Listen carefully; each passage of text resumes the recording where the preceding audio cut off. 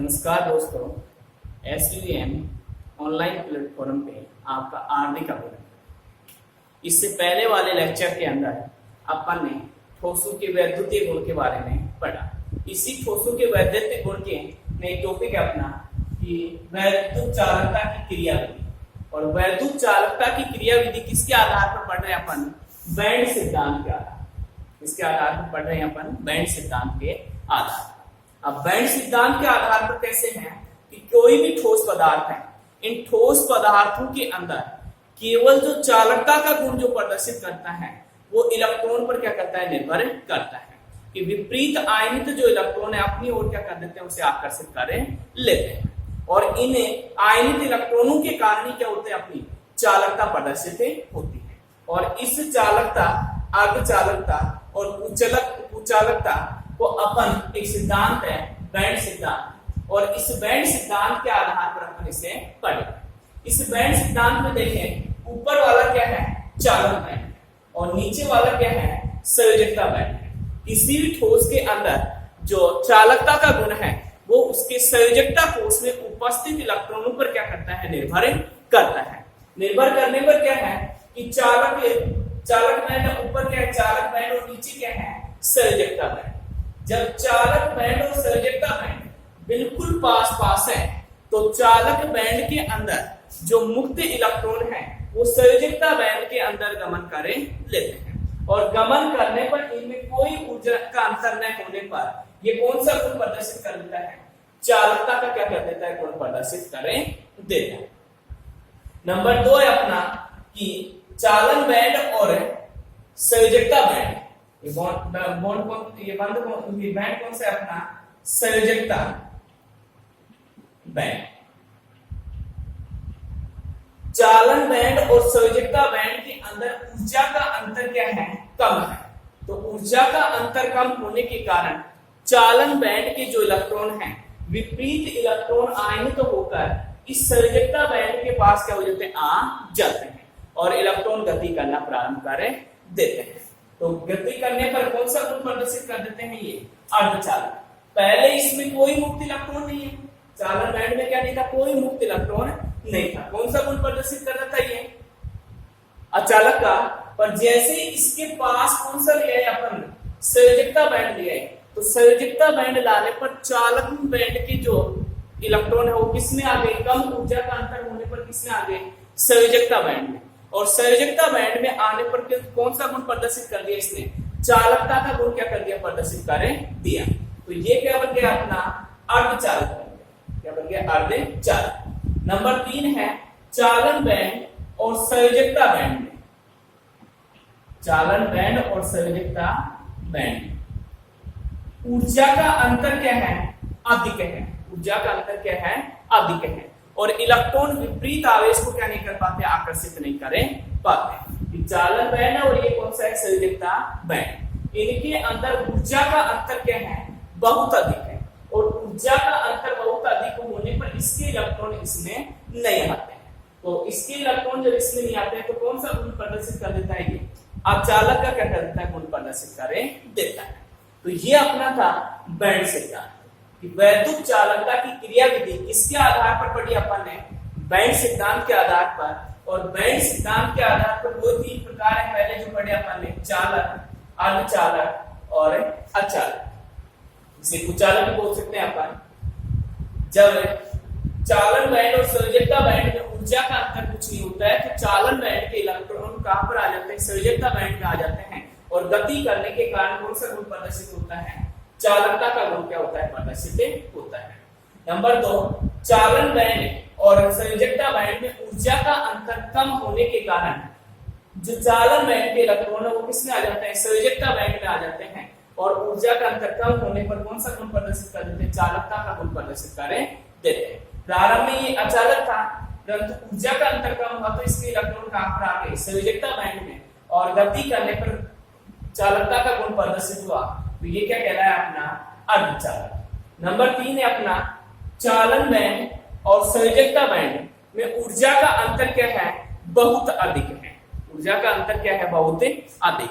और ऊर्जा का अंतर बहुत अधिक होने के कारण इस चालन बैंड के इलेक्ट्रॉन कहां पर नहीं आते हैं, इसमें संयोजकता बैंड में नहीं आते हैं। और जब ऊर्जा का यहाँ पर संयोजकता बैंड में नहीं आते हैं तो यहाँ पर चालकता का गुण क्या नहीं होता है, प्रदर्शित नहीं होता। तो ये अपना एक बैंड सिद्धांत था जिसमें वैद्युत चालकता की क्या थी, क्रिया थी। इसके बाद अपना टॉपिक है ठोसों के अंदर चुंबकीय गुण। तो दूसरा टॉपिक देखते हैं अपन इसमें,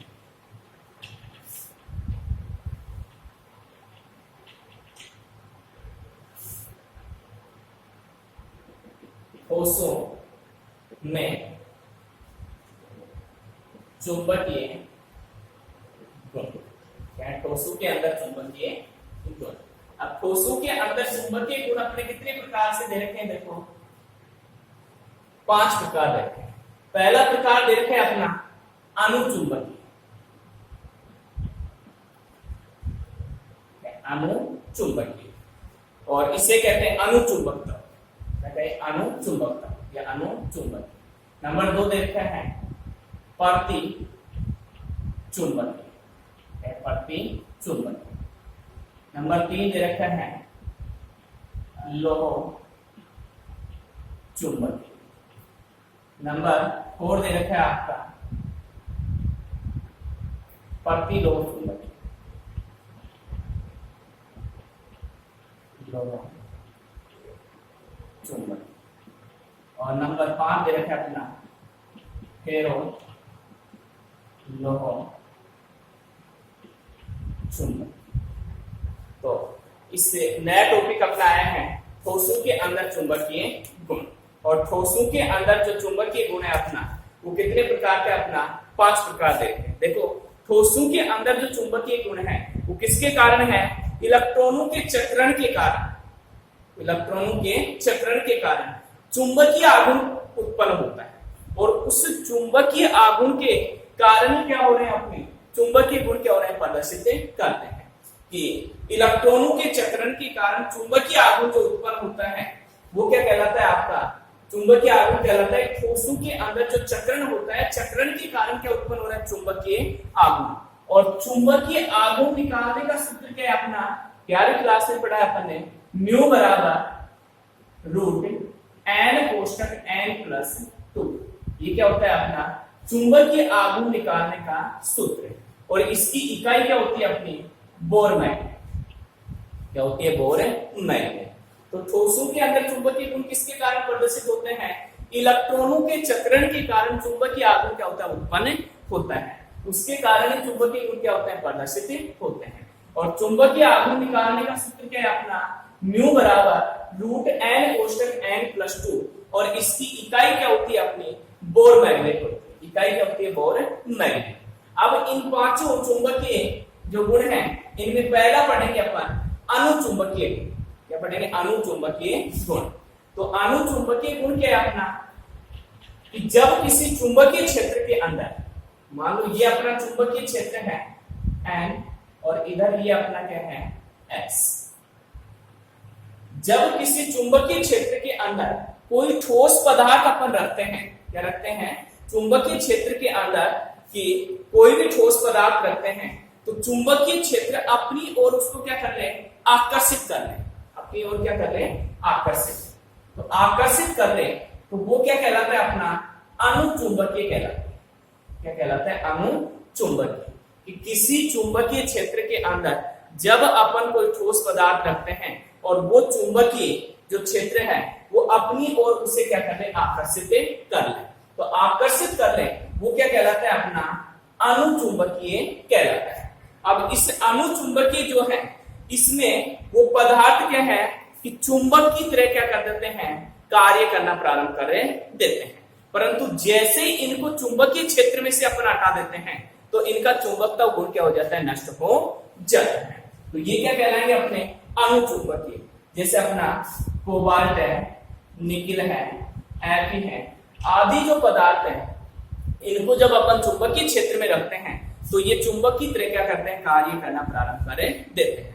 परंतु जैसे चुंबकीय क्षेत्र में से इनको हटाया जाता है तो हटाने पर ये क्या कर देते हैं, चुंबकीय क्षेत्र से हटते अपना कार्य क्या कर देते हैं, बंद कर देते हैं। तो ये क्या कहलाते हैं, अपना अनुचुंबकीय कहलाते हैं। अब इस अनुचुंबकीय के अंदर अयुग्मित इलेक्ट्रॉन क्या होते हैं, पाए जाते हैं। और अयुग्मित इलेक्ट्रॉन होने के कारण इनके अंदर क्या होता है, चुंबकीय आघूर्ण उत्पन्न होता है। यहाँ पर N का मतलब क्या है, अयुग्मित इलेक्ट्रॉन। और जिन पदार्थों के अंदर अयुग्मित इलेक्ट्रॉन पाए जाएंगे वो कौन सा गुण प्रदर्शित करेंगे, अपना चुंबकत्व। तो इनके अनुचुंबकीय जो पदार्थ है उनके अंदर अयुग्मित इलेक्ट्रॉन पाया जाता है और अयुग्मित इलेक्ट्रॉन पाए जाने के कारण चुंबकीय गुण क्या कर देते हैं, प्रदर्शित करें देते हैं। इसी के बाद नंबर 2 है अपना प्रतिचुंबकीय। क्या है अपना प्रतिचुंबकीय। तो प्रतिचुंबकीय क्या है अपना, प्रतिचुंबकीय। प्रतिचुंबकीय है कि ये कोई अपना चुंबकीय क्षेत्र है N और S। अब इस चुंबकीय क्षेत्र के अंदर अपन ने क्या रखा, कोई पदार्थ, और जब इसके अंदर अपन कोई पदार्थ रखते हैं तो वो पदार्थ चुंबकीय क्षेत्र में क्या करें, प्रतिकर्षित करें। क्या करें, प्रतिकर्षित करें। तो प्रतिकर्षित करने पर कोई भी ठोस पदार्थ है उसको अपन ने किस में रखा, चुंबकीय क्षेत्र में, और चुंबकीय क्षेत्र में रखने पर वो क्या हो, प्रतिकर्षित हो।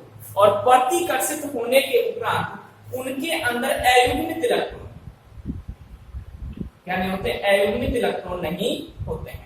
और अयुग्मित इलेक्ट्रॉन न होने पर इनमें चुंबकीय आघूर्ण का मान है, कहने का मतलब न्यू का मान क्या होता है, शून्य होता है। जैसे अपना Zn+2, Ag+2 आदि, ये कुछ क्या है, पदार्थ है। जब इनको अपन किस में रखा, चुंबकीय क्षेत्र में रखा, तो चुंबकीय क्षेत्र में रखने पर ये चुंबकीय क्षेत्र से क्या होते हैं, प्रतिकर्षित होते हैं। और प्रतिकर्षित होने पर इनके अंदर क्या नहीं है, अयुग्मित इलेक्ट्रॉन नहीं है। और अयुग्मित इलेक्ट्रॉन न होने के कारण इनका चुंबकीय आघूर्ण का मान क्या होता है, शून्य होता है। इसी में नंबर 3 पढ़ते हैं अपन लोह चुंबकीय। क्या है, लोह चुंबकीय। अब लोह चुंबकीय क्या है अपना, कि जब लोह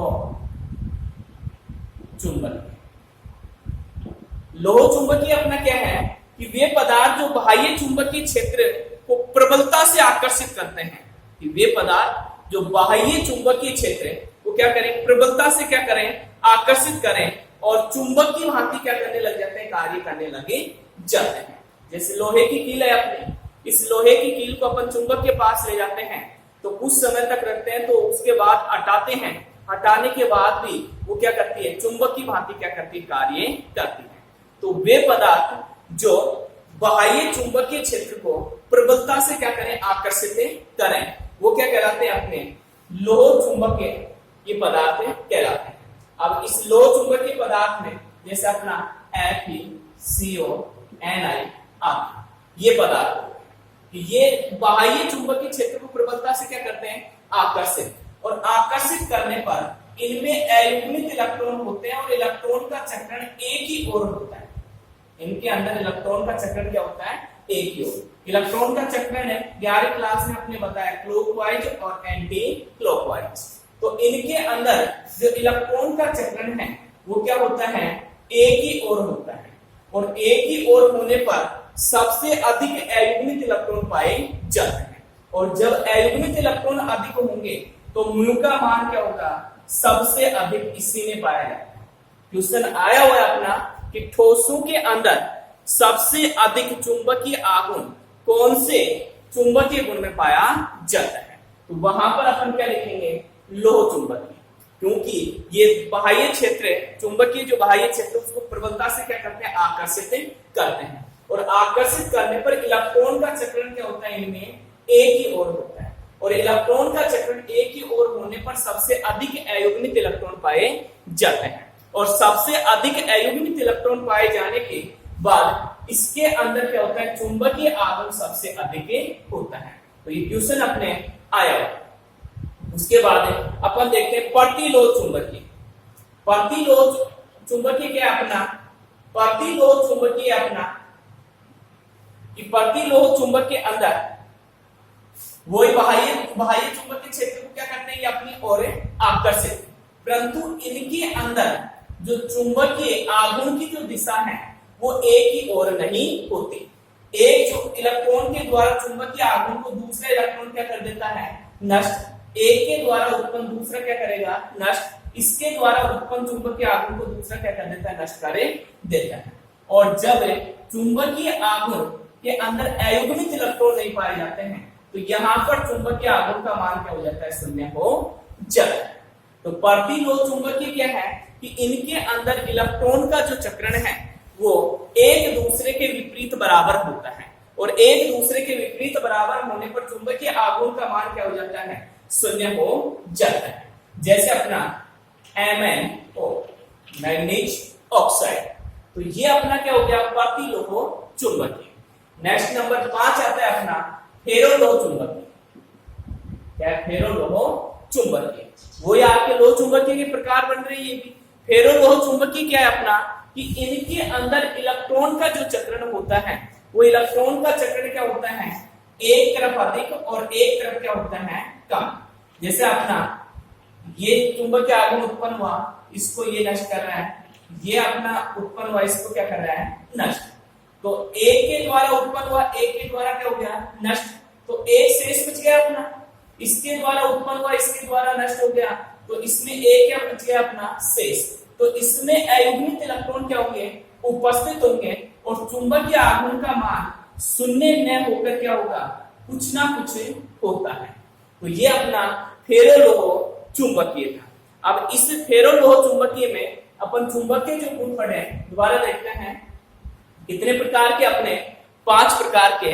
पहला था आपका अनुचुंबकीय, दूसरा अपना प्रतिलोह चुंबकीय, नंबर 3 है लोह चुंबकीय, नंबर 4 है आपका प्रतिलोह चुंबकीय, और नंबर 5 है आपका फेरोलोह चुंबकीय। तो नंबर 1 अपना अनुचुंबकीय क्या है कि जब चुंबकीय क्षेत्र के अंदर किसी पदार्थ को अपन रखते हैं तो चुंबकीय क्षेत्र अपनी ओर क्या कर ले, आकर्षित कर ले। तो अपनी ओर आकर्षित कर ले, वो क्या कहलाएगा, आपका अनुचुंबकीय कहलाता है।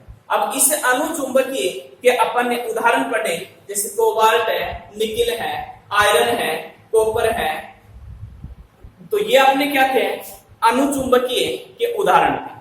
अब इस अनुचुंबकीय के अंदर क्या होते हैं, अयुग्मित इलेक्ट्रॉन उपस्थित होते हैं, और अयुग्मित इलेक्ट्रॉन उपस्थित होने पर क्या होंगे, चुंबकीय आघूर्ण का मान कुछ ना कुछ होता है। नंबर 2 अपना प्रतिचुंबकीय। प्रतिचुंबकीय क्या था कि वे पदार्थ जिनको चुंबकीय क्षेत्र के अंदर रखने पर क्या होते हो, प्रतिकर्षित होते हैं। क्या होते हो, प्रतिकर्षित होते हैं। वो क्या कहलाए, अपने प्रतिचुंबकीय। अब इस प्रतिचुंबकीय में अपने उदाहरण पढ़े, Zn+2, Ag+2, Cd+2, ये अपने क्या है, प्रतिचुंबकीय के उदाहरण है। जब इनके अंदर क्या नहीं होता, अयुग्मित इलेक्ट्रॉन नहीं होता है। तो अयुग्मित इलेक्ट्रॉन नहीं होता है तो चुंबकीय आघूर्ण का मान क्या होगा, शून्य। चुंबकीय आघूर्ण का मान क्या होगा, शून्य। नंबर 3 अपना लोह चुंबकीय। लोह चुंबकीय क्या है कि वे पदार्थ जो बाह्य चुंबकीय क्षेत्र को अपनी ओर क्या कर लें, आकर्षित कर लें, और आकर्षित करने के बाद वो चुंबकीय भांति क्या करने लग जाए, कार्य करने लगे जाए। वो क्या कहलाएगा, अपना लोह चुंबकीय। अब लोह चुंबकीय के अंदर इलेक्ट्रॉन का जो चक्रण है वो एक ही दिशा की ओर होता है। इलेक्ट्रॉन का चक्रण क्या है, एक ही दिशा की ओर, और एक ही दिशा की ओर होने पर चुंबकीय आघूर्ण का मान क्या हो गया, अधिक हो जाता है। तो सबसे अधिक चुंबकीय आघूर्ण का मान किसमें पाया जाता है, लोह चुंबकीय में पाया जाता है। उसके बाद नेक्स्ट अपन नंबर 4 देखें, प्रतिलोह चुंबकीय। प्रतिलोह चुंबकीय क्या था कि चुंबकीय आघूर्ण के अंदर, ये चुंबकीय क्षेत्र में जो चक्रण होता है वो एक दूसरे के क्या होता है, विपरीत होता है, और एक दूसरे के विपरीत होने पर चुंबकीय आघूर्ण का मान क्या हो जाता है, शून्य हो जाता है। लास्ट अपना फेरोलोह चुंबकीय कि इसके अंदर जो चुंबकीय आघूर्ण है वो क्या है, एक दूसरे के पूर्ण रूप से विपरीत नहीं होते हैं। जैसे एक दूसरे से अधिक चुंबकीय आघूर्ण उत्पन्न हुआ, कुछ उसका चुंबकीय आघूर्ण नष्ट हुआ, कुछ अधिक चुंबकीय आघूर्ण उत्पन्न हुआ, और कुछ उसका क्या हो गया, नष्ट हो गया। तो उनमें अयुग्मित इलेक्ट्रॉन क्या होते हैं, पाए जाते हैं। और अयुग्मित इलेक्ट्रॉन पाए जाने के कारण इनमें चुंबकीय आघूर्ण का मान शून्य न होकर कुछ ना कुछ क्या होता है, चुंबकीय आघूर्ण का मान होता है। तो ये अपने क्या थे, चुंबकीय आघूर्ण के गुण। अब इसमें लोह चुंबकीय, प्रतिचुंबकीय, लघु लोह चुंबकीय पदार्थ को जब अपन गर्म करते हैं, किस किस को, लोह चुंबकीय, प्रतिलोह चुंबकीय, और लघु लोह चुंबकीय या फेरो लोह चुंबकीय पदार्थ को गर्म करते हैं तो ये अनुचुंबकीय की भांति क्या करते हैं, कार्य करते हैं। इसी प्रकार आपका क्रोमियम ऑक्साइड CrO2, जब क्रोमियम ऑक्साइड है तो सामान्य ताप पर ये क्या होता है, सामान्य ताप पर ये क्या होता है, लोह चुंबकीय होता है। परंतु जब इसे क्या कर दे अपन 395 केल्विन ताप पर, 395 केल्विन ताप पर, सामान्य अवस्था में कौन सा था ये, लोह चुंबकीय। जब इसे क्या कर दिया अपन ने 395 केल्विन तापमान पर गर्म कर दिया तो गर्म करने पर ये लोह चुंबकीय किसमें परिवर्तित हो जाता है, अनुचुंबकीय में क्या हो जाता है, परिवर्तित हो जाता है। उसी इसी प्रकार एक देखा है फेरिक ऑक्साइड, फेरिक ऑक्साइड अपना Fe3O4। अब फेरिक ऑक्साइड क्या है अपना कि ये फेरो चुंबकीय क्या करता है, भांति सामान्य ताप पर होता है। परंतु जब इसे अपन क्या करते हैं 850 केल्विन ताप पर क्या करते हैं, इसे गर्म करते हैं, क्या करते हैं, गर्म। ये प्रारंभ में क्या था अपना फेरो लोह चुंबकीय की भांति कार्य करता है। जब इसे 850 केल्विन ताप पर अपन क्या कर देते हैं, गर्म कर देते हैं, तो गर्म करने पर ये किसका कार्य करने लग जाता है, अनुचुंबक की भांति क्या कर लेता है, कार्य कर लेता है। एक अपना निकिल ऑक्साइड NiO और इसी में दूसरा है वेनेडियम V2O3, वेनेडियम ऑक्साइड। जब इनको अपन क्या करते हैं परम ताप पर ये क्या होते हैं, प्रतिलोह चुंबक की भांति होते हैं। और प्रतिलोह चुंबक की भांति होने पर ये 150 केल्विन 150 केल्विन ताप पर जब इसे गर्म करते हैं तो गर्म करने पर ये किसकी भांति कार्य करने लग जाते हैं, अनुचुंबकीय की भांति कार्य करने लग जाते हैं। तो ये कुछ इस चुंबकीय गुण में थे। दोबारा से देखें, लोह चुंबकीय, प्रति चुंबकीय और लघु चुंबकीय पदार्थों को जब अपन गर्म करते हैं तो किसकी भांति कार्य करते हैं, वो अनुचुंबक की भांति क्या करते हैं, कार्य करते हैं। दूसरा इसी में क्रोमियम ऑक्साइड पहले क्या होता है, लोह चुंबकीय। जब इसे 395 केल्विन ताप पर अपन गर्म कर देते हैं तो किसकी भांति कार्य करने लग जाता है, अनुचुंबकीय की भांति पदार्थ बने जाता है। नेक्स्ट अपना फेरिक ऑक्साइड Fe3O4, जब ये प्रारंभ में कैसा होता है अपना फेरो, कैसा होता है, फेरो लोह चुंबकीय होता है। जब इसे 850 केल्विन पर अपन गर्म करते हैं तो फेरो से क्या बन जाता है, ये अनुचुंबकीय पदार्थ क्या हो जाता है, बने जाता है।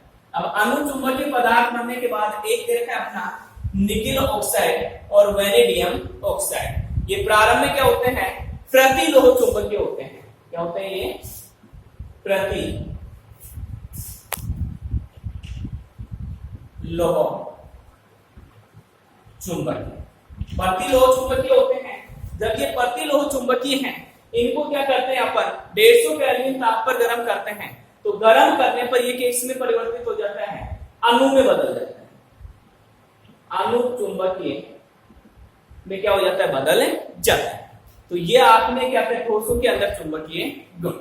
Okay, thanks.